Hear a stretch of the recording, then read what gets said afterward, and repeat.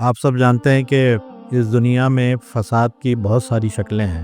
دنیا کا اور تاریخ کا سب سے بڑا فساد عقیدے کا فساد ہوتا ہے، اور اسی فساد سے وہ تمام فساد جنم لیتے ہیں جس سے اس وقت امت مسلمہ جوجھ رہی ہے۔ امت کے ساتھ ساتھ پوری انسانیت کا جوجھنا اور مسائل کا شکار ہونا اسی فساد کے نتیجے میں، جسے ہم فکری، نظریاتی، اعتقادی یا ایمانی فساد کہہ سکتے ہیں، کہ جن چیزوں پر اللہ اور اس کے رسول نے ایمان رکھنے کے لیے اور جن چیزوں پر اس کا خیال رکھنے کے لیے بات کہی تھی، اس سے جب آدمی دور ہوتا ہے، اس سے پرے ہٹ جاتا ہے، تو کس نوعیت کے فسادات پیدا ہوتے ہیں۔ آپ سب جانتے ہیں کہ نبی صلی اللہ علیہ وسلم کے فوری بعد جو پہلا انحراف پیدا ہوا تھا، وہ پہلا انحراف ہی سب سے بڑا فساد تھا، عقیدے کا انحراف تھا۔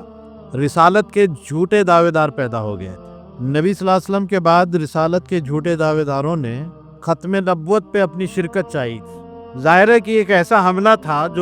جس نے ایک فساد کی شکل اختیار کی، چونکہ نبی کریم صلی اللہ علیہ وسلم کی شخصیت مسلمانوں کے لیے مرکزی شخصیت ہے، وہ ہمارے ایمان کا حصہ ہے۔ نبی صلی اللہ علیہ وسلم کو ماننا، ان کے حوالے سے قرآن کو ماننا ہے، نبی صلی اللہ علیہ وسلم کو ماننا شریعت کو ماننا ہے، نبی صلی اللہ علیہ وسلم کو ماننا اس حوالے سے کہ انہوں نے کہا ہے کہ اللہ واحد ہے، اس کی توحید کی طرف انہوں نے اشارے کیے ہیں، ورنہ خدا کے معاملے میں انسانیت تو بھٹکی ہوئی تھی۔ گویا نبی صلی اللہ علیہ وسلم کو ماننے کے نتیجے میں اتنے اعتقادات کو ماننا پڑتا ہے، ایمانیات کی اتنی باریکیوں پر نظر رکھ کر اس کو ماننا پڑتا ہے۔ اگر نبی صلی اللہ علیہ وسلم ہی کے معاملے میں کچھ شک و شبہ پیدا ہو جائے اور وہیں کے سوچ اور سمجھ اور عقیدے میں بگاڑ پیدا ہو جائے، تو آپ سب جانتے ہیں کہ خدا کے بارے میں، آخرت کے بارے میں، شریعت کے بارے میں، قرآن کے بارے میں